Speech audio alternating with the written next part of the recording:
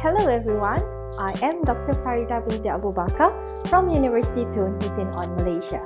Welcome to my course. So what are you going to learn throughout this course? We are going to discuss on one of the most interesting metal on earth, which is gold. Did you know that gold is actually extraterrestrial? Unlike any other metal that can be found in the rocky crust of the earth, the formation of gold is actually from the aftermath of the supernova event.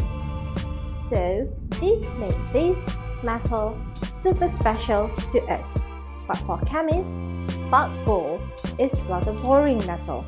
It is because it is hardly oxidized. Hence, we often use this kind of metal as jewelries.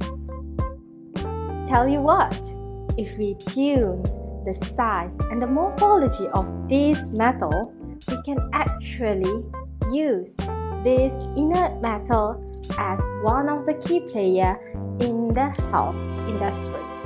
So come and join my class, and together we will make this learning journey a wonderful experience.